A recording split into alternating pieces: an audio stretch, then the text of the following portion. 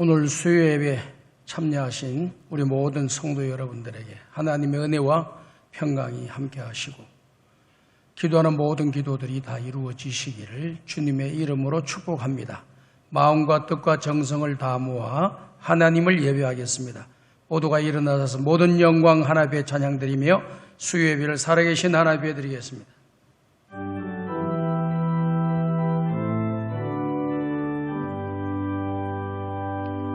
모든 영광 하나님께, 모든 영광을 하나님께, 온 마음과 뜻 다해 주 예배합니다. 모든 영광을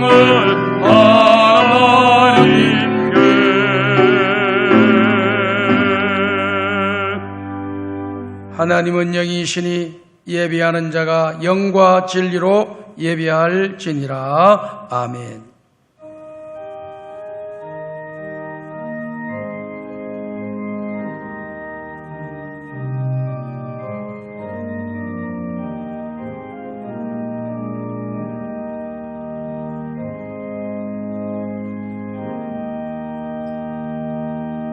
사랑과 은혜가 풍성하신 하나님 아버지, 9월달 들어 첫 번째 수요예배를 살아계신 하나님 앞에 올려드립니다. 온 성도들이 함께 주의 전에 나와 하나님을 예배해야 함에도 불구하고 여러 가지 상황으로 인하여서 바른 예배를 드리지 못하며 또 동영상 예배를 드리는 안타까운 시간을 가지면서 하나님을 예배합니다. 우리의 마음과 뜻과 정성을 받아주시고 이 상황을 긍휼히 여겨주시어 빠른 시간에 이 모든 일이 정리되고 정상적인 예배를 드릴 수 있도록 우리 모두에게 은혜를 내려 주시옵소서. 예배의 시종을 주님께 의탁합니다. 홀로 영광을 받아 주옵소서. 예수님의 이름으로 기도드리옵나이다. 아멘.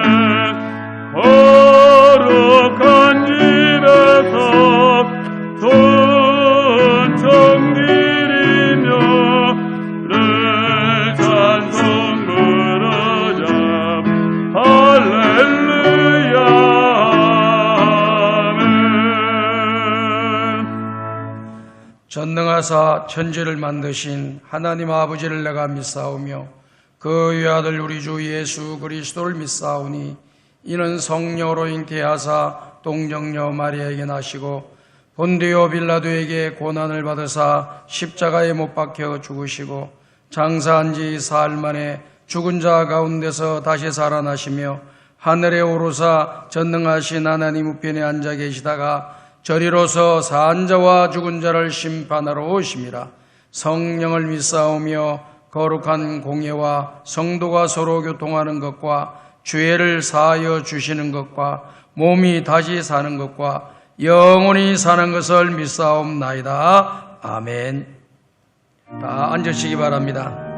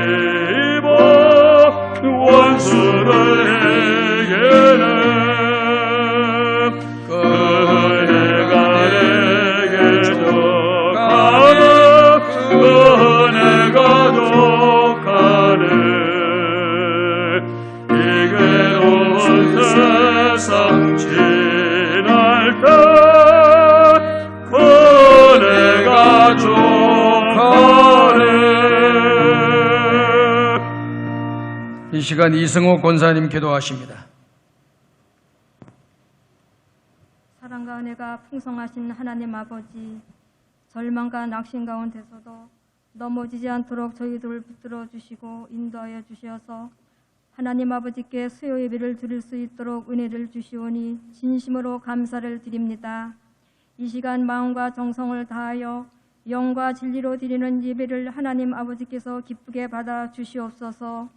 저희들이 주의 자녀이면서도 마음과 뜻과 정성을 다하여 주님을 사랑하지 못하였고 주님의 뜻을 구하기보다는 세상 것을 구하느라 힘을 썼던 저희들의 잘못을 이 시간 고백하오니 하나님 아버지 용서하여 주시옵소서. 신종 코로나 바이러스로 인하여서 예배를 드리는 것이 어려운 가운데 있지만 저희들의 신앙이 흔들리지 않고 주의 반석 위에 세워지는 신앙이 되게 하여 주시옵소서. 환경과 조건에 따라 변하는 신앙이 아니라 하나님 아버지를 바라보고 앞만 보고 걸어가 믿음으로 승리하는 저희들이 되게 하여 주시옵소서. 아멘. 신종 코로나 바이러스를 하루속히 물러가게 하여 주시어서 온 성도가 주의 제단에 나와 찬양과 경배를 드릴 수 있도록 은혜를 베풀어 주시옵소서. 말씀을 들고 단위에 서시는 문성강 목사님께 성령 충만 주시어서 하나님 말씀을 능력 있게 전하시게 하여 주시옵소서. 말씀을 듣는 중에 외로운 마음들이 위로를 받게 하여 주시고 답답해하는 심령들이 참 평안을 얻을 수 있도록 은혜를 내려 주시옵소서. 우리 교회 성도들이 성경 필사를 통해서 성경을 가까이 하고 성경 말씀대로 순종하여서 멸류관을 받게 하여 주시옵소서. 성경 말씀에 따라 기도하게 하시며 충성 봉사하게 하여 주시어서 하나님께 약속하신 축복을 받는 저희 모두가 되게 하여 주시옵소서. 아멘. 예수님의 이름으로 기도드리옵나이다. 아멘. 아멘.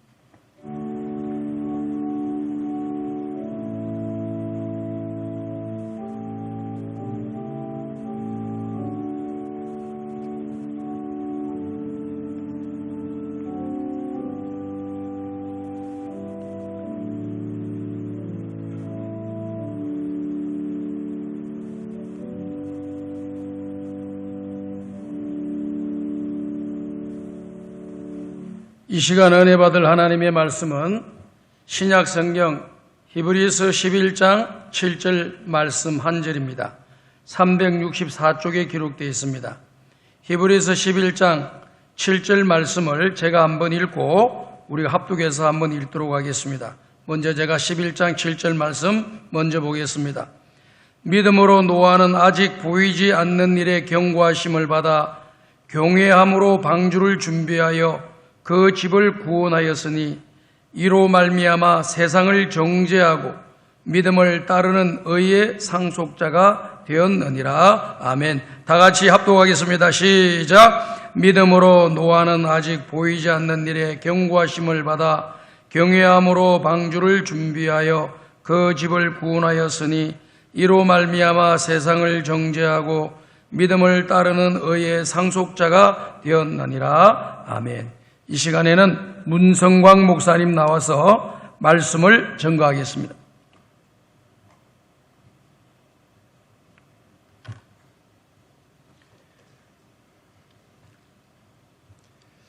할렐루야. 오늘 수요 예배 함께 하신 모든 분들을 주님을 축복하고 환영합니다. 우리 시간에는요, 위대한 선물 오래된 큰배 이야기라는 제목으로 함께 하나님 말씀 나누려고 합니다. 오늘 이 설교 제목을 들으신 분은 아시는 분은 아시겠지만요, 오늘 이 설교 제목이요, 올해 유아부, 유치부, 유년부, 초등부, 고등부의 성경학교 주제입니다. 성경학 주제가 위대한 선물 오래된 큰배 이야기입니다. 비록 올해는 코로나로 인해서 예전과 같은 형태로 성경학교가 진행되지는 못하지만요, 각 부서에서 나름의 방법대로 이 주제를 가지고 아이들에게 말씀을 가르칩니다. 이미 이제 이 주제로 가지고 성경학교를 했던 부서도 있고요, 이제 이번 주부터 또 여러 가지 방법으로 성경학교를 진행하는 부서들도 있습니다. 그래서 제가 이 초등부를 담당하는 목사로서 또 교육인회를 섬기는 목사로서 모든 성도님과 함께 이 성경학교를 통해서 우리 자녀들이 배우게 될 하나님의 그 말씀, 그것들을 함께 나누고 기도하는 시간을 갖고자 합니다. 이번 성경학교에서 다룰 내용이요, 바로 이 노아입니다. 노아. 여러분, 노아하면 어떤 것이 떠오르나요? 무지개, 방주, 홍수, 심판, 이런 이미지들이 떠오를 것 같습니다. 사실 노아에 대한 이야기는요, 오래전부터 굉장히 많은 사람들이 이것들을 관심 있어 했던 것 같아요. 그래서 영화로도 노아에 대한 것들이 많이 나왔고요, 애니메이션으로도 많이 나왔습니다. 미국에 보니까요, 이 노아의 방주를 테마로 한 이 놀이공원도 있더라고요. 아주 거대한 이 워터파크도 있었습니다. 가끔 우리가 해외 토픽을 보다 보면 어떤 지역에서 이 노아 방주에 조각이 발견됐다, 이런 얘기들까지도 가끔 나오는 거 보면 사람들이 노아의 이야기에 굉장히 관심을 가지고 있고 좀 재미있어 한다는 것을 알 수가 있습니다. 또 그만큼이나 우리에게 굉장히 익숙한 것이 바로 이 노아이죠. 그런데요, 왜 이렇게 익숙한 노아를 이번 성경학교의 주제로 정했을까요? 저는 이미 우리 아이들도 너무나 잘 알고 있는 내용인데 또다시 성경학교를 통해서 노아에 대한 내용을 배울 필요가 있을까 하는 생각이 들지도 모르겠습니다. 저는 현재 우리 교회에서 초등부를 담당하면서 사역하고 있지만 또 동시에 제가 총회교육개발원에서 연구원으로 사역하고 있습니다. 제가 총회교육개발원에서 하는 일은요, 이렇게 여름이나 겨울 성경학교 때 교재를 제작하고 집필하는 일들을 하고 있어요. 지난 총회교육개발안에서 지난 겨울에 올해 여름 성경학 주제를 정하면서요, 설문조사를 하나를 했습니다. 그래서 전국에 이제 이 교육자들한테 설문조사를 해서 올해 성경학교 주제로 어떤 것을 다뤘으면 좋겠냐라고 설문을 조사했는데요. 가장 많은 답변이 어떤 것이었냐면 바로 복음, 구원에 대한 메시지를 아이들이 성경학교를 통해서 배웠으면 좋겠다라는 의견이었습니다. 물론 교회에서 도덕적인 삶을 가르치는 것도 중요하고요. 사람들 간의 관계를 말하는 것도 너무나 중요하지만 정말로 지금 우리 아이들에게 가장 필요한 것이 있다면 그것은 바로 복음입니다. 구원의 메시지입니다. 심판과 구원에 대해서 분명히 아는 것이죠. 이런 것들을 가르쳐 주기를 많은 사람들이 바라고 있는 것이죠. 그래서 이제 이 성경을 연구하면서 어떤 본문을 가지고 아이들에게 이 복음의 메시지를 전할까 고민했는데, 그래서 선택했던 본문이 바로 이 노아와 방주에 대한 이야기였습니다. 우리에게 익숙한 이 노아에 대한 이야기는요, 이 이야기 속에는 심판과 구원이라는 그 복음의 가장 원색적인 내용들이 담겨 있는 것이 바로 이 내용입니다. 죄를 짓고 회개하지 않는 자는 심판받아서 멸망당하고, 또 하나님을 믿는 자는 구원받는다는 그 복음의 핵심 메시지가 바로 이 노아의 방주 이야기에 담겨 있는 것이죠. 자, 그렇다면 이 심판과 구원이라는 어떻게 보면 무거운 주제를 아이들에게 어떻게 좀 흥미롭게 가르칠 수 있을까 고민했는데요. 그러면서 발견했던 말씀이 있어요. 에베소서 2장 8절의 말씀인데요. 우리 에베소 2장 8절의 말씀 같이 한번 볼까요? 읽겠습니다. 시작. 너희는 그 은혜에 의하여 믿음으로 말미암아 구원을 받았으니 이것은 너희에게서 난 것이 아니요 하나님의 선물이라. 구원이 바로 하나님의 선물이라고 이 본문에서 말하고 있습니다. 자, 우리 중에 선물을 싫어하는 사람은 아무도 없어요. 선물을 받으면 너무나 기분이 좋죠. 선물은 아무런 조건 없이 거저주는 것이 선물입니다. 얼마나 기뻐요. 그래서 이 선물의 이미지로 아이들에게 이 핵심이 되는 복음의 메시지를 전하고자 했던 것이죠. 그래서 이번 성경학교를 통해서 아이들이 받게 될 선물은 총 3가지입니다. 이제부터 제가 그 선물들을 하나씩 꺼내보도록 하겠습니다. 자, 이번 성경학교를 통해서 받게 될 첫 번째 선물은 뭐냐면요, 바로 경고입니다. 노아의 스토리가 시작되는 창세기 6장, 그리고 창세기 6장 2절을 보면요, 창세기 6장 2절은 굉장히 흥미로운 이야기로 시작하고 있는데요. 우리 6장 2절을 제가 읽겠습니다. 하나님의 아들들이 사람의 딸들의 아름다움을 보고 자기들이 좋아하는 모든 여자를 아내로 삼는지라. 하나님의 아들들이요, 사람의 딸들과 결혼을 했다는 말씀이에요. 사실 이 본문은요, 성경 중에서도 굉장히 좀 난해하고 해석이 어려운 본문 중에 하나입니다. 성경을 신화적으로 보는 어떤 사람들은요, 이 본문을 가지고 정말로 하늘의 천사들이 사람과 결혼했다라고 해석합니다. 또 성경을 인류학적으로 보는 성경을 본 사람들은 하나님의 아들들이란 이 가인 계열의 폭군들인데 그 사람들이 무력으로 후궁제도를 수립한 세습적 통치자들이라고 해석을 하기도 합니다. 그러나 이런 해석들은요, 모두 다 문제와 한계가 있어요. 루터와 칼빈 그리고 개혁주의자들은 이 본문을 이렇게 해석합니다. 우리가 잘 아는 대로 아담에게 2 아들이 있죠. 가인과 아벨입니다. 또 우리가 잘 아는 대로 가인은 아벨을 죽이고 말았죠. 아벨을 죽인 가인은 이 아담을 떠나게 됐습니다. 그리고서 이제 이후에 아담은 셋이라는 새로운 아들을 낳게 되었죠.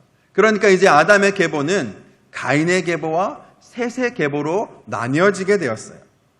이 가인의 계보를 보면 계속해서 그들은 죄를 짓고 살아갑니다. 하나님 없이 살 수 있다고 얘기하면서 계속해서 죄를 짓고 살아가는 사람들이 가인의 계보였어요.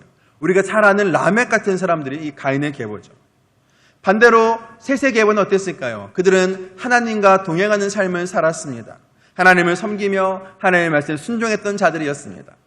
대표적으로 잘하는 사람이 바로 에녹이죠. 에녹이 바로 이 셋의 계보입니다. 자, 그런데 점점점 시간이 흐르면서요, 세대가 이어지면서 하나님께 순종하지 않는 자들이 점점 늘어나기 시작합니다. 셋의 계보의 사람들, 하나님을 섬기며 순종하며 살았던 사람들조차도 이제는 죄에 익숙해지며 죄의 길을 따라가게 된 것이죠. 창세기 6장 2절에서 말하는 하나님의 아들들이 사람의 딸들과 결혼했다는 것은 바로 이것을 의미합니다. 이 땅에 죄가 가득하게 됐다는 거예요.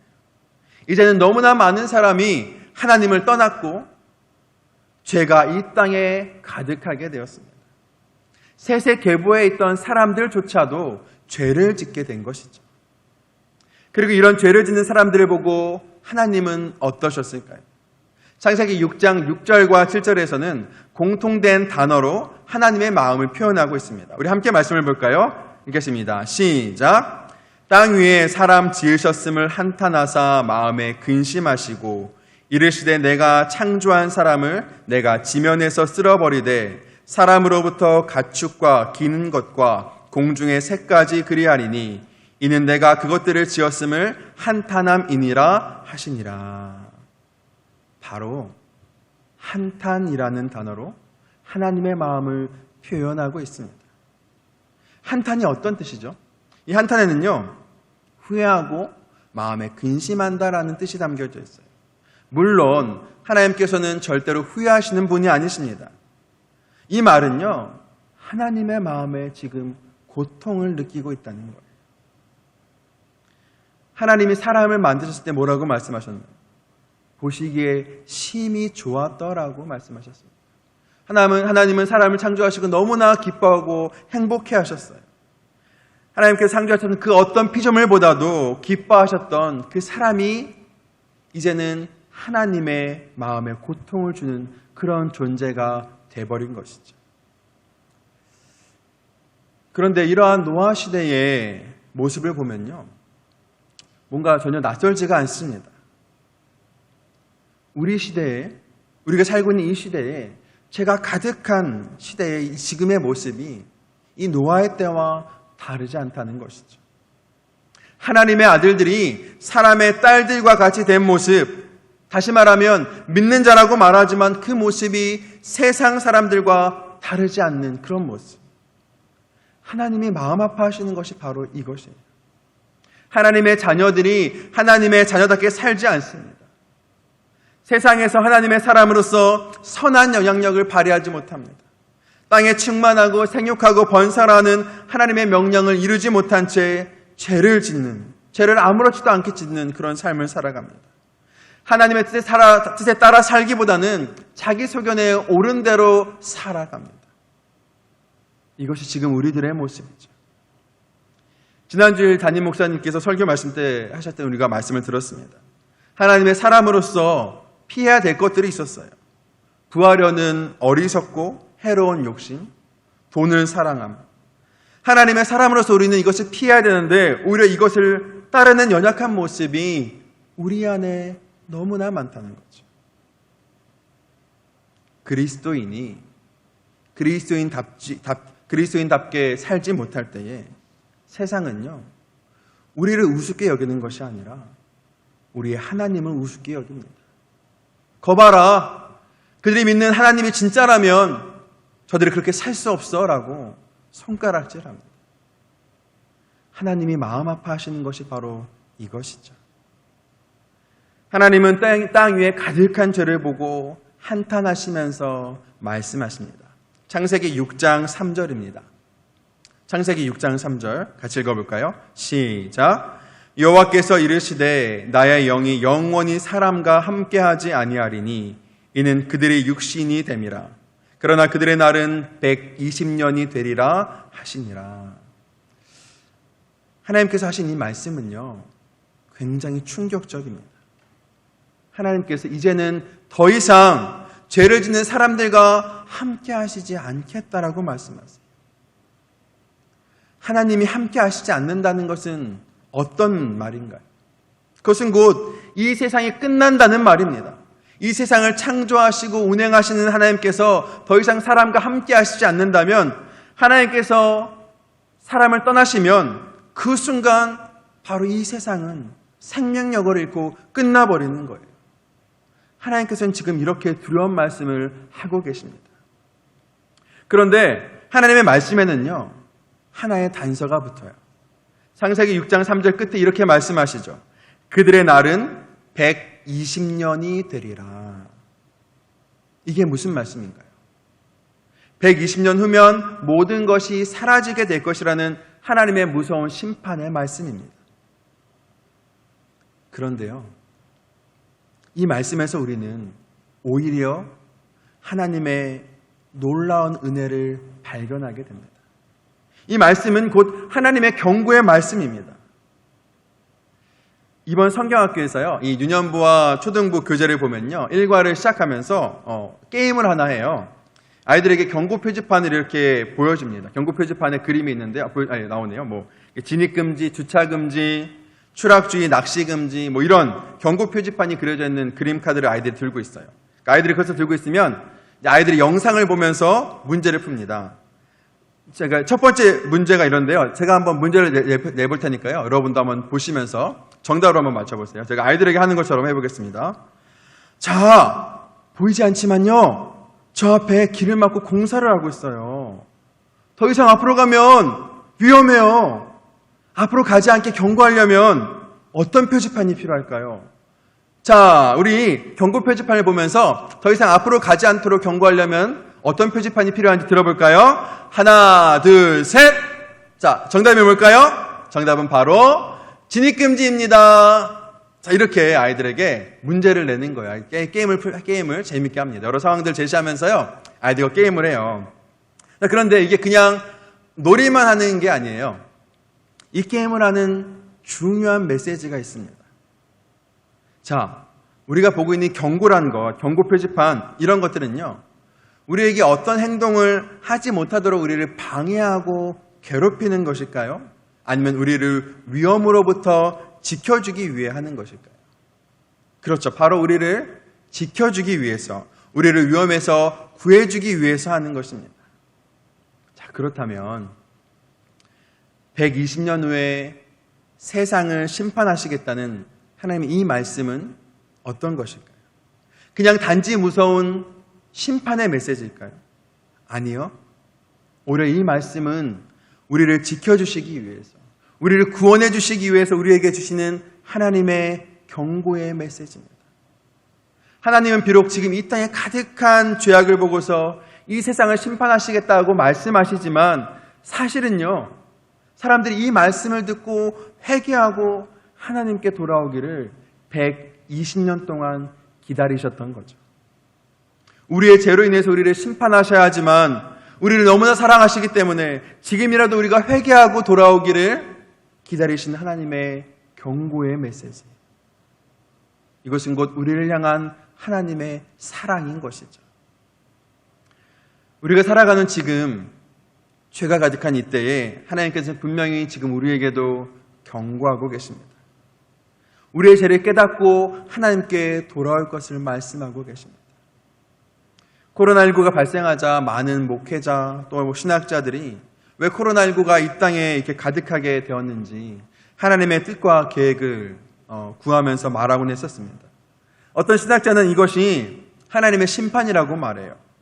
또 어떤 목회자는 이것이 하나님과 관계없이 사람들이 부주의하게 자연을 파괴해왔기 때문에 생긴 것이라고 말하기도 합니다.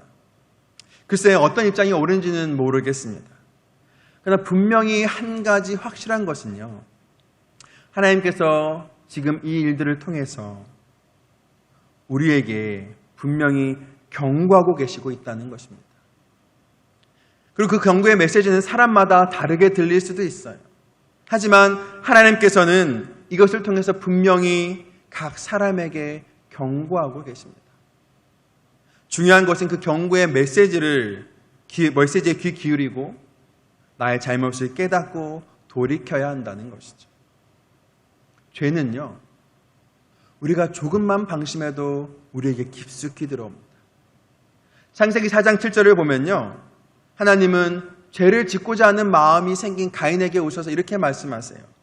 죄가 문에 엎드려 있느니라. 죄가 너를 원하나 너는 죄를 다스릴지니라. 죄는요, 지금 문 앞에 도사리고 있어요. 그래서 우리가 방심하고 문을 조금만 열어도 그 문을 벌컥 열고 우리에게 들어와 버리는 것이죠.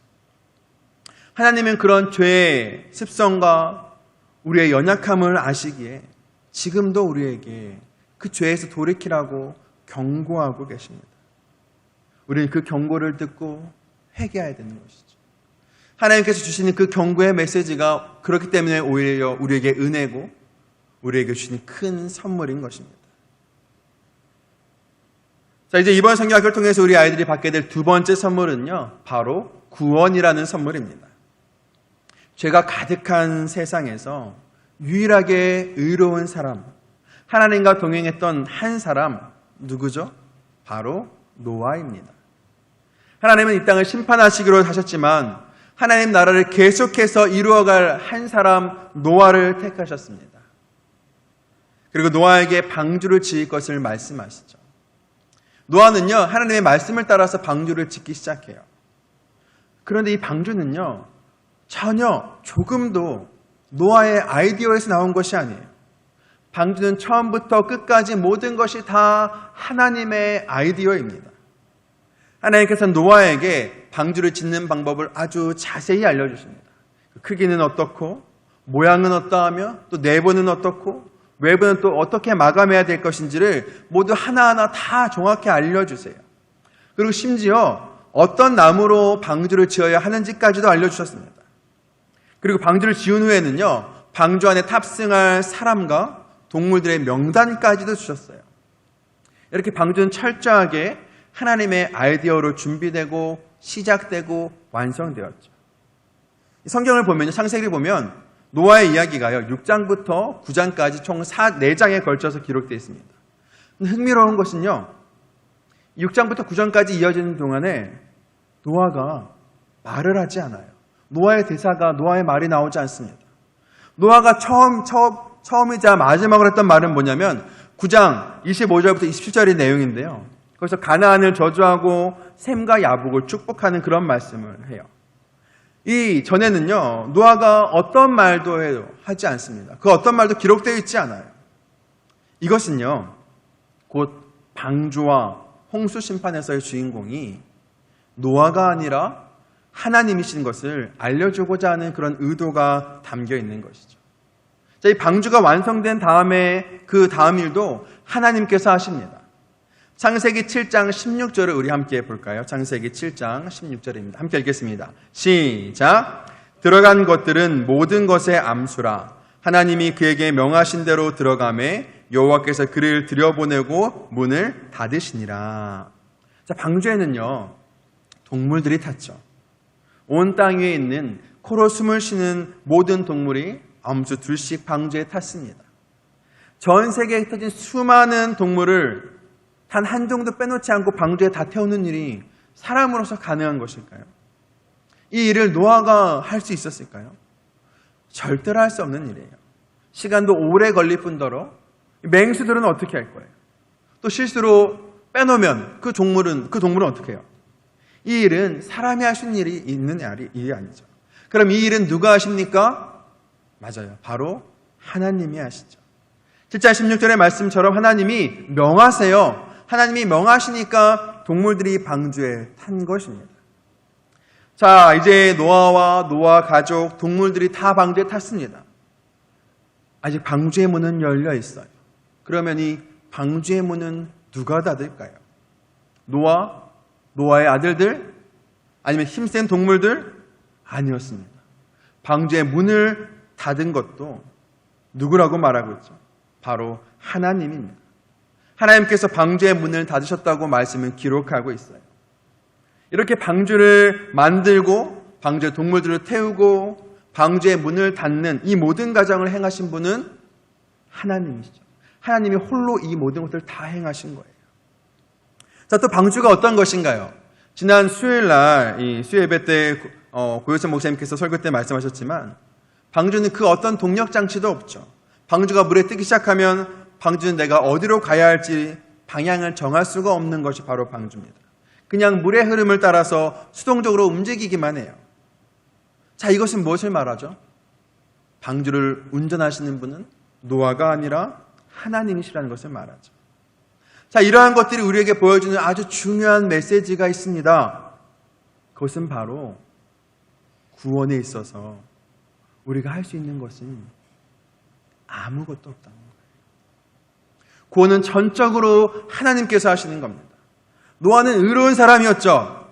당대의 완전한 자였다라고 표현해요. 그런데 그렇다고 해서 그 노아가 자신을 스스로 구원할 수 있는 것은 아니었습니다. 내가 아무리 선하고 의로운 자라고 할지라도 구원은 내가 어떤 것을 했기 때문에 받는 것이 아니에요. 구원은 전적으로 하나님께서 우리에게 주신 선물인 것이죠. 이 구원의 영역에 있어서 우리가 할 수 있는 것은 정말 아무것도 없습니다. 노아의 방주는 바로 이 핵심적인 구원의 메시지를 우리에게 보여주고 있어요. 자, 그리고 이 구원이 얼마나 소중한 것이고 감사한 것인지를 우리에게 깨닫게 하시기 위해서 이제 성경 본문은 홍수의 모습을 묘사합니다. 자, 창세기 7장 23절은 이렇게 말합니다. 지면의 모든 생물을 쓸어버리시니 곧 사람과 가축과 기는 것과 공중의 새까지라. 이들은 땅에서 쓸어버림을 당하였으되 오직 노아와 그와 함께 방주에 있던 자들만 남았더라. 방주는 물론 물이 들어올 수 없는 그런 구조였습니다. 그렇다고 해서 방주가 외부로 통하는 것이 아무것도 없는 것은 아니었어요. 방주에는 이 창문이 있었습니다. 나중에 이 창문으로 새를 날려보내기도 하잖아요. 자, 이렇게 방주에는 창문이 있어서요, 방주 밖의 모습을 내다볼 수가 있어요. 노아가 방주 안에서 창문 너머로 본 풍경은 어땠을까요? 홍수가 오기 시작하고 땅에 물이 가득 찼어요. 모든 것이 물에 잠겼습니다. 노아가 방주의 창문 너머로 봤던 풍경은 정말로 끔찍한 풍경이었을 것입니다. 하나님께서 홍수로 지면의 모든 것을 다 쓸어버리셨습니다. 사람뿐만 아니라 가축, 기는 것, 공중의 새까지 다 모조리 쓸어버리셨어요. 사람과 동물들의 그 고통의 신음소리가 뒤섞여서 차마 볼 수 없는 끔찍한 장면이 방주의 창문 너머로 펼쳐지고 있었을 것입니다. 방주 밖에는 오직 죽음밖에 없는 것이죠. 반면에 방주 안은 어땠을까요? 방주 안에는 생명이 있습니다. 모든 사람과 동물들이 심판을 받아 죽어갈 때에 오직 이 방주 안에 있던 노아와 그의 가족, 동물들만은 구원을 받았습니다. 이것이 우리에게 말하는 아주 중요한 메시지가 있어요. 오직 방주 안에만 구원이 있듯이 오직 그리스도 안에만 구원이 있습니다. 하나님께서는 분명히 죄에 대해 심판하십니다. 그리고 우리 중에 죄로부터 자유로울 수 있는 사람은 아무도 없죠. 그런 우리가 하나님의 심판을 면할 수 있는 유일한 길은 방주 대신 예수 그리스도 안에 거하는 것입니다. 예수 그리스도 안에 거하면 우리는 구원을 받을 수가 있어요. 이것보다 더 중요한 메시지가 또 있을까요? 노아의 이야기는요, 이렇게 구원에 대해서 명료하게 그리고 분명하게 우리에게 말해줍니다. 예수 그리스도 안에 들어오라고, 예수 그리스도 안에만 구원이 있고 예수님 밖에는 심판이 있다고 말하고 있습니다. 이 놀라운 구원의 은혜가 바로 노아의 이야기를 통해서 우리가 받게 되는 두 번째 선물인 것이죠. 그리고 이번 성경학교를 통해서 이 중요한 메시지를 우리의 자녀들에게 분명하게 전하게 됩니다. 이 말씀이 우리의 자녀들을 구원으로 인도하는 생명의 말씀으로서 그들에게 심겨지기를 간절히 기도하며 또 함께 기도해 주시기를 부탁드립니다. 자, 이제 이번 성경학교를 통해서 우리 아이들이 받게 될 마지막 세 번째 선물은요, 바로 약속입니다. 홍수 심판이 끝난 뒤에 하나님께서는 노아를 기억하셨고요. 이제 노아와 가족들이 드디어 방주에서 나오게 되었습니다. 방주에 들어간 지 거의 1년 만에 방주에서 다시 나오게 된 거예요. 이 방주에서 생활이 얼마나 답답했을까요? 제가 오래전에 이제 군대에 있을 때에 기억을 하면요, 훈련소와 이등병 생활을 지내면서 이제 100일 휴가를 언제 갈까를 손꼽았기를 했던 적이 있어요. 그러면서 그때 100일 휴가를 기다리면서 내가 100일 휴가만 나가면 이것도 하고 저것도 하고 저것도 해야지 하면서 이것들을 막 적으면서 그것들을 보면서 막 좀 위안을 받고 기대하면서 시간을 보냈습니다. 드디어 이제 100일 휴가를 나왔는데요. 100일 휴가 나와서 제가 제일 먼저 했던 게 뭐였냐면 바로 떡볶이를 사 먹는 거였어요. 군대에서는 떡볶이를 먹을 수가 없어요. 반찬은 조금씩 나오긴 하지만 즉석 떡볶이 막 이렇게 있는 거는 먹을 수가 없잖아요. 그래서 휴가 나오자마자 제일 먼저 군복 입고 떡볶이를 먹었던 기억이 있습니다. 얼마나 막 그 군대에서 이것이 하고 싶었겠어요. 이 방주에서 1년 가까이 지냈던 노아와 가족들도요, 어쩌면 방주에서 나가면 이것도 하고 저것도 해야지 그러면서요, 이 방주에서 보내는 시간을 견뎠을지도 모릅니다. 얼마나 하고 싶었던 것이 많았겠어요, 그 안에서. 자, 그런 노아와 가족들이 방주에서 나와서 제일 먼저 했던 게 무엇이었나요? 바로 예배였습니다. 노아는 방주에서 나와서 자신이 살 곳을 알아보거나 또 새로운 풍경들을 살펴보거나 못 먹었던 것을 먹거나 하는 일을 한 것이 아니라 제일 먼저 하나님께 예배를 드렸어요. 이것이 바로 구원받은 하나님의 자녀에게 있어서 가장 우선이 되어야 될 것을 보여주는 것입니다. 구원받은 하나님의 백성에게 있어서 예배보다 더 중요한 것이 없죠. 요즘 같은 때 정말로 이 예배가 얼마나 소중한 것인지를 다시 한 번 더 깊이 깨닫게 되는 때입니다. 이 예배는 하나님이 기뻐하는 것이죠. 또한 이 예배는 하나님과 우리의 관계를 회복시키는 것입니다. 노아와 가족들은 방주에서 나와서요, 정결한 짐승과 정결한 새 중에서 제물을 취해서 하나님께 번제를 드립니다. 이렇게 하나님께 번제를 드리자 하나님께서 노아에게 약속의 말씀을 하셔요. 하나님께서 하신 말씀은 두 가지였습니다. 첫 번째는 창세기 8장 19절의 말씀으로서 내가 전에 행한 것 같이 모든 생물을 다시는 멸하지 않겠다라고 말씀하십니다. 다시는 홍수로 세상을 심판하시지 않겠다는 이 말씀은 노아와 가족들에게 아마 큰 위로와 안식이 되었을 것입니다. 그리고 이어서 하신 두 번째 약속이요, 9장 1절의 말씀인데요, 우리 함께 볼까요? 같이 읽겠습니다. 시작. 하나님이 노아와 그 아들들에게 복을 주시며 그들에게 이르시되 생육하고 번성하여 땅에 충만하라. 자, 그런데요, 이 말씀 어디선가 봤던 말씀 같지 않나요? 굉장히 익숙하지 않나요? 어디서 보았죠? 창세기 1장 28절에서 봤습니다. 창세기 1장 28절도 같이 한번 볼까요? 창세기 1장 28절입니다. 읽어보겠습니다. 시작. 하나님이 그들에게 복을 주시며 하나님이 그들에게 이르시되 생육하고 번성하여 땅에 충만하라. 땅을 정복하라. 바다의 물고기와 하늘의 새와 땅에 움직이는 모든 생물을 다스리라 하시니라. 이 말씀은 바로 하나님께서 아담과 하와를 창조하시고 난 후에 그들에게 하셨던 말씀이죠. 곧 하나님께서 사람과 맺었던 첫 번째 약속이었습니다. 그런 사람들은 하나님의 이 약속을 지키지 못했습니다. 하나님이 말씀하신 생육하고 번성하여 땅에 충만하라는 것은 단지 자녀를 많이 낳고 땅 위에 사람들이 많아지게 하라는 그런 말씀이 아니었어요. 이 말씀은 창세기 6장 2절에서 말했던 그 하나님의 아들들이 이 땅에 가득하게 하라는 하나님의 말씀이었습니다. 그러나 사람들이 죄를 지며 살아감으로써 하나님의 이 언약을 지키지 못하게 되었죠. 하나님께서 지금 노아에게 다시 이 말씀을 하고 계세요. 아담에게 주신 그 언약이 회복된 것입니다. 새롭게 펼쳐진 세상에서 다시 하나님의 언약을 회복하는 삶을 살 것을 노아에게 말씀하신 것입니다. 그리고 하나님께서는 이것을 기억하라고, 영원히 기억하라는 의미로 무지개를 보여주셨어요. 무지개를 볼 때마다 하나님께서 하신 이 두 가지 언약을 기억하라는 것이죠.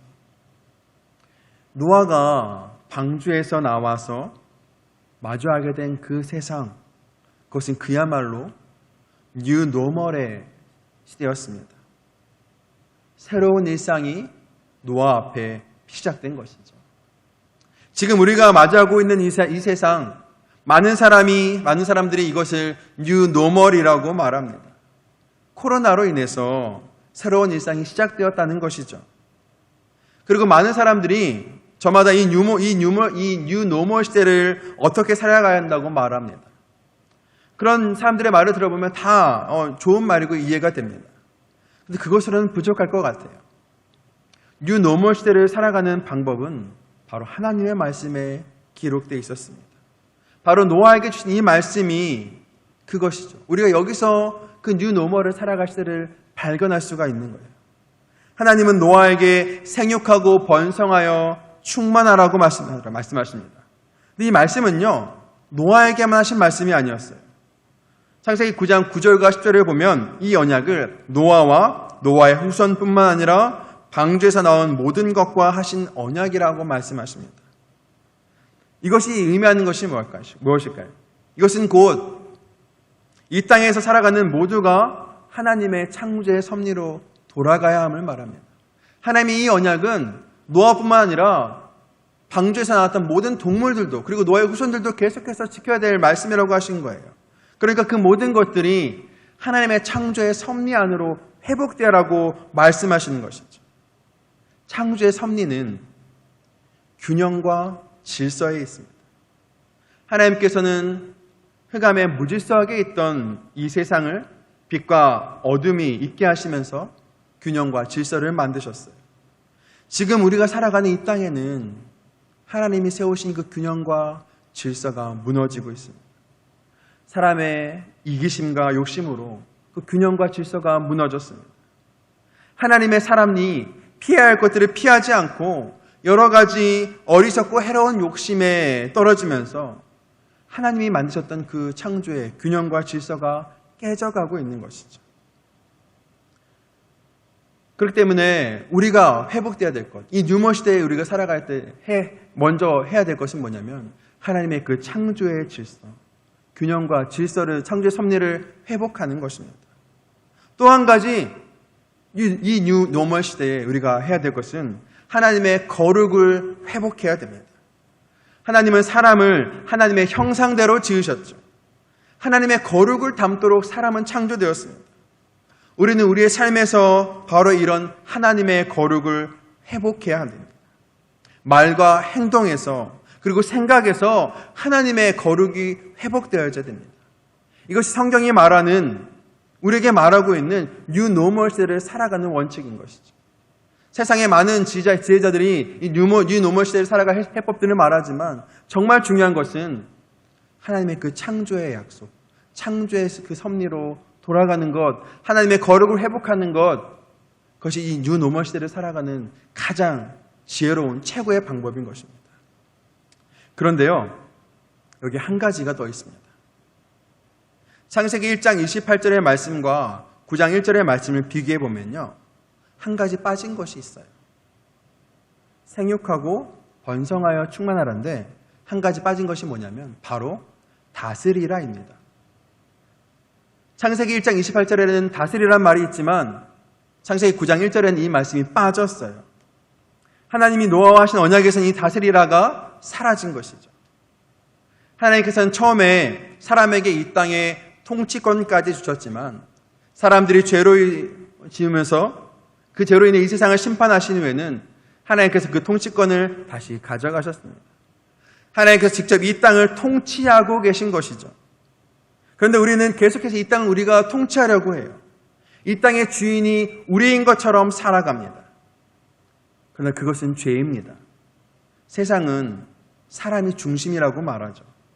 인권이 가장 귀한 것이라고 말합니다. 물론 하나님이 만드신 피조물 중에서 가장 소중한 것은 사람이 맞아요. 그러나 이 온 세상의 중심은 사람이 아니라 바로 하나님이십니다. 하나님이 이 모든 것의 통치자이십니다. 이것을 기억하고 이것을 회복하며 살아가는 것이 바로 새로운 시대 뉴 노멀을 살아가는 우리에게 주신, 우리 자녀들에게 주신 하나님의 약속의 말씀입니다. 이것이 바로 세 번째 선물인 것이죠. 말씀을 정리하겠습니다. 오늘 성경 본문 히브리서 11장 7절을 우리 마지막으로 같이 한번 볼까요?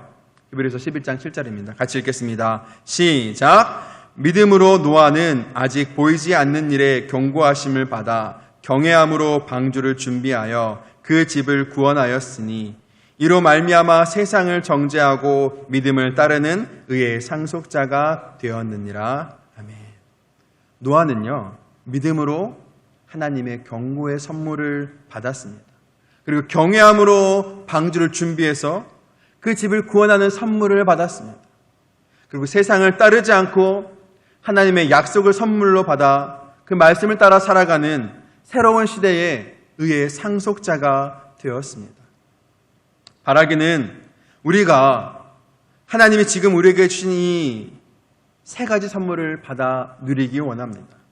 특별히 우리의 자녀들, 다음 세대에게 이 세 가지 보물이 성경학교를 통해서 전해져서 그 구원의 은혜로 새 시대를 살아가는 하나님의 나라를 이루어가는 의의 상속자가 되기를 간절히 기도합니다. 기도하겠습니다. 하나님 참 감사합니다. 우리에게 하나님의 그 귀한 선물을 주심에 참으로 감사합니다. 하나님이 우리에게 주신 그 귀한 선물, 죄에 대해서 경고하시며 구원하시며 약속하신 그 하나님의 은혜를 기억하며 하나님의 말씀을 따라가는 우리가 되게 도와주옵소서. 이 땅을 살아갈 때에 세상을 따라 살아가는 것이 아니라 믿음으로 하나님을 따라갔던 노아처럼 살아가는 우리가 되게 하시고 특별히 우리의 자녀들이 그렇게 믿음으로 살아가게 도와주시옵소서. 감사합니다. 예수님의 이름으로 기도합니다. 아멘.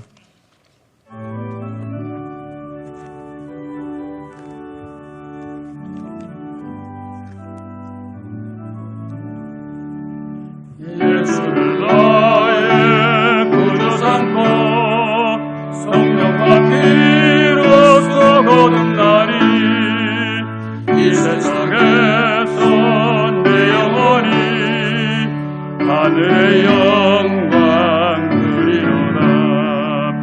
이것이 나의 간증이요 이것이 나의 찬송일세. 나 사는 동안 끊임없이 그를 찬송하리로라. 온전히 주께 맡긴 내 영 사랑의 음성을 듣는 중에 전자들 왕래하는 것과 하늘의 영광 보리로라. 이것이 나의 간증이요 이것이 나의 찬송일세. 나 사는 동안 끊임없이 구주를 찬송하리로라. 주 안의 기쁨 누림으로 마음의 풍랑이 잔잔하니 세상 만나는 간 곳 없고 구속한 주만 보리노라. 이것이 나의 간증이요 이것이 나의 찬송일세. 나 사는 동안 끊임없이 구주를 찬송하리로라.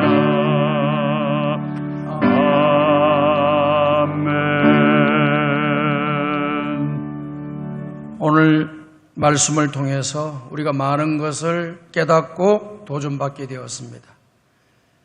방주 안에 있는 자가 살아나듯이 예수 안에 있는 자들은 반드시 살고 하나님의 구원을 보는 역사가 일어나게 될 줄로 믿습니다. 생명 다하는 날까지 주 안에서 살다가 하나님의 나라에 들어가고 이 땅에서 풍성한 삶을 살아가는 우리들이 되게 해달라고 기도해 주시기를 바랍니다. 그리고 두 번째 기도는 구원받은 백성들이 첫 번째로 해야 될 일이 뭐냐? 그것은 바로 하나님을 예배하는 일이라고 했습니다. 하나님 아버지 생명 다하는 날까지 예배를 내 일생에 가장 생명처럼 여기며 살아가는 믿음의 사람들 되게 하여 주시옵소서라고 기도하시는 여러분들이 되시기를 바라고, 마지막으로 세 번째는 이 코로나19 시대를 살아가면서 새로운 일상인데 하나님 아버지 이번 기회를 통해서 나 자신의 신앙을 돌아보게 도와주시고 지난날의 나의 삶을 점검하게 도와주시어서 하나님 기뻐하고 균형과 질서가 잡혀있는 거룩한 사람이 되는 회복의 기회로 삼게 하여 달라고 우리 이 시간 다 같이 한번 주여 한번 부르짖고 다 같이 기도드리겠습니다. 주여 하나님 아버지 감사합니다. 오늘도 우리에게 말씀을 통하여 은혜를 주시고 깨달음을 주심을 감사합니다.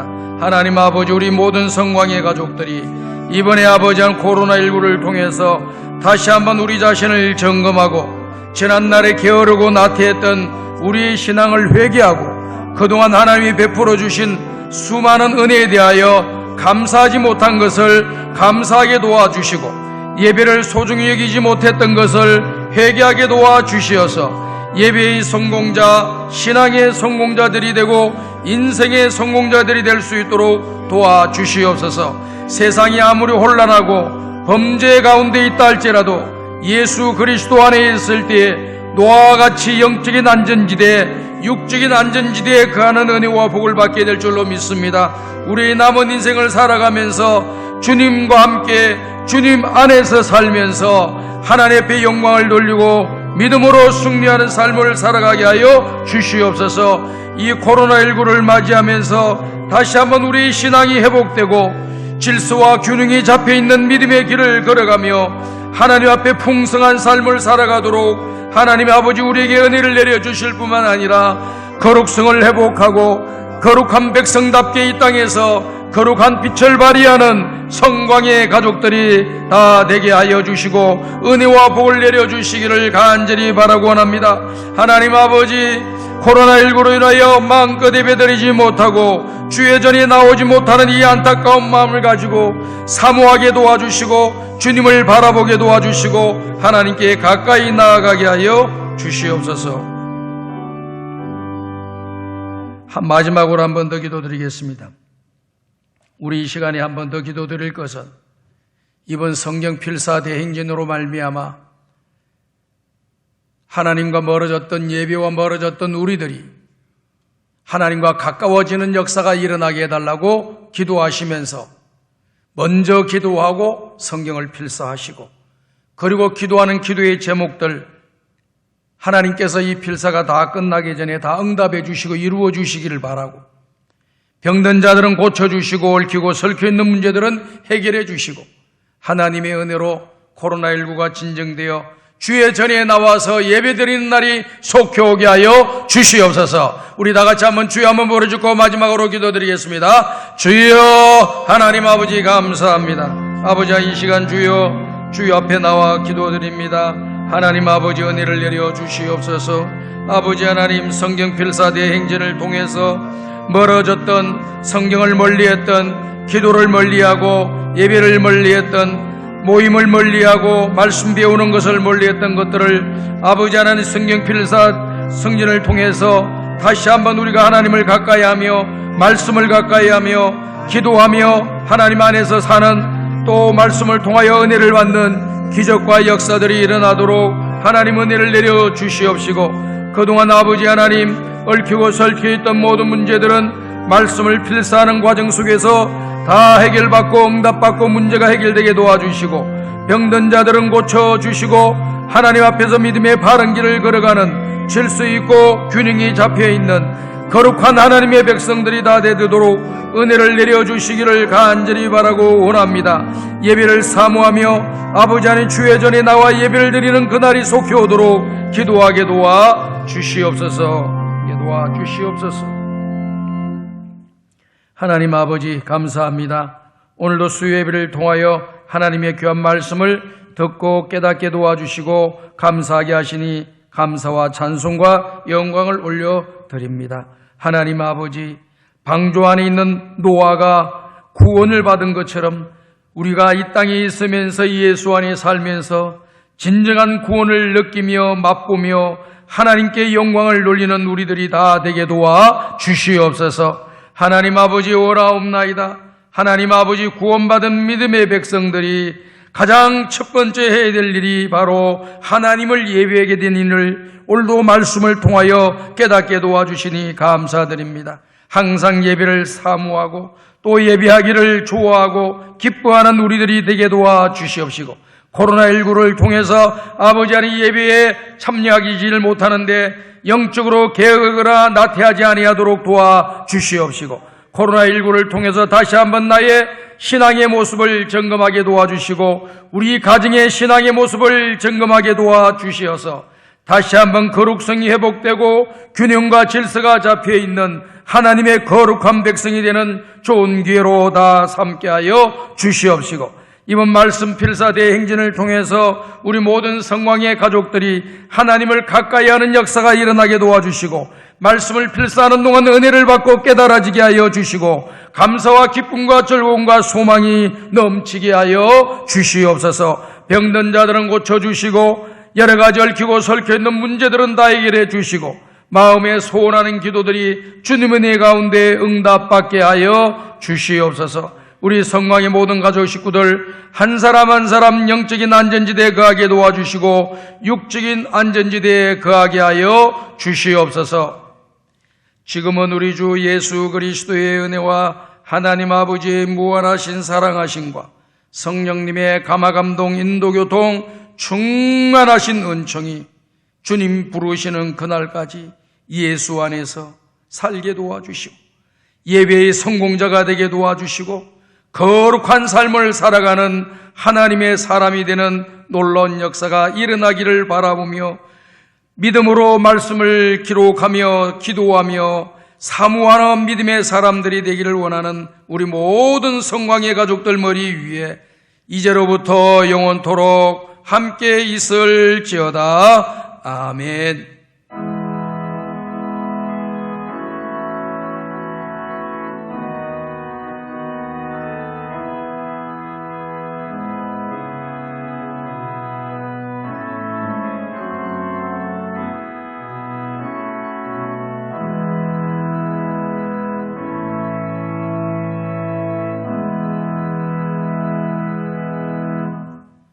수요 동영상 예배에 참석하신 우리 모든 성도 여러분들에게 진심으로 감사드리고 항상 기도하면서 예배를 사모하고 모임을 사모하고 기도와 말씀을 통해서 하나님을 늘 가까이 하는 우리 성광의 가족들이 다 되기를 바랍니다. 교회 소식 알려드리겠습니다. 교회 설립 50주년 성경필사 대행진에는 약 1000명의 성도님들이 참여하여 진행하게 됩니다. 아직까지 참여하지 못하신 분들은 우리 교육자나 교구장들 그리고 또 사무실에 신청하셔서 이 성경 필사 대행진에 우리 성도님들이 함께 동참함으로 하나님을 가까이 하고 말씀을 가까이 하고 은혜와 복을 받고 하나님의 역사하심을 경험하는 좋은 기회로 삼으시기를 바랍니다.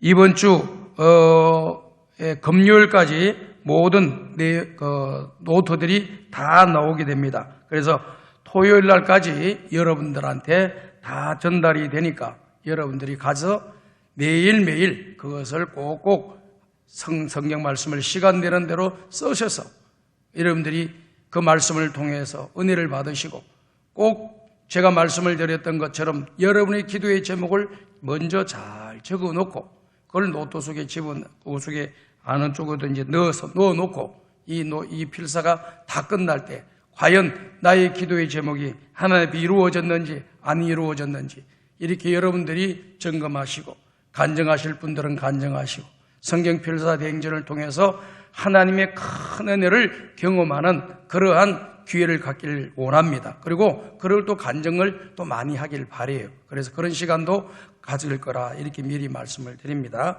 그렇게 해주시길 바라고요. 그리고 보면은 노트에 이 볼펜이 2개가 들어가 있습니다. 원래는 이 볼펜 값을 따로 내야 되는데 이 아가페에서 여러분들에게 선물로 드린 겁니다. 검정 색깔은 여러분들이 필기용이에요.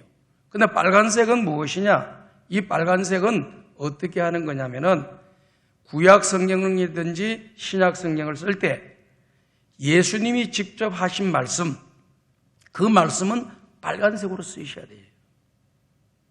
그리고 저자들이나 또 이렇게 다른 저자들이 말한 내용, 말씀하신 내용은 검은정 색깔로 쭉 쓰시고, 다음 구약에 넘어가더라도 구약에도 하나님이 직접 말씀하신 그 내용은 여러분들이 빨간 줄로 이렇게 기록해 주시고, 그 다음에 선지자나 또 이렇게 제자들이 썼던 그런 말씀의 내용 속에서 예수님의 말씀, 하나님의 말씀을 직접 하신 말씀을 인용해 쓴 내용을 빨간 글로 이렇게 써놓으시면 여러분들에게 눈이 띄게 잘 남게 될 겁니다.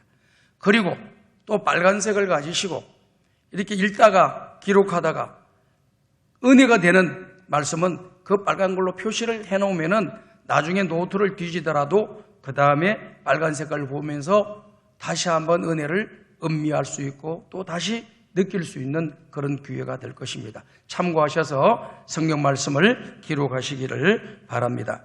그리고 이번 주에 예배를 어떻게 해야 되느냐 하는 것에 대해서 여러분들이 많이 궁금해 하실 거라고 생각됩니다.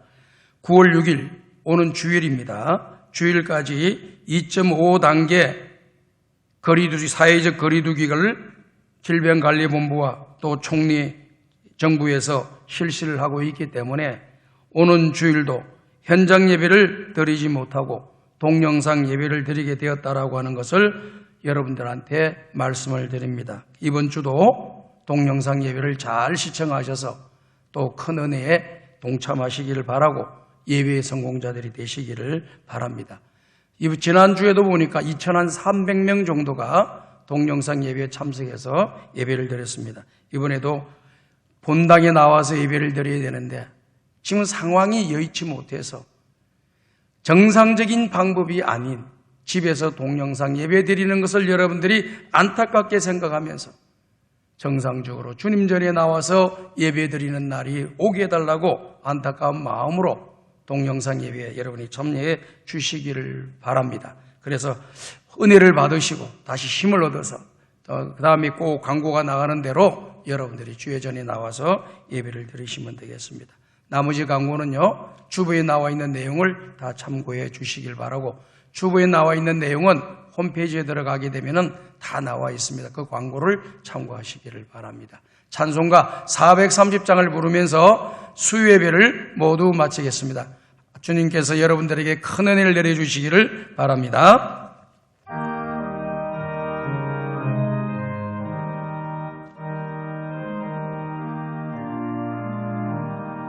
주와 같이 행하니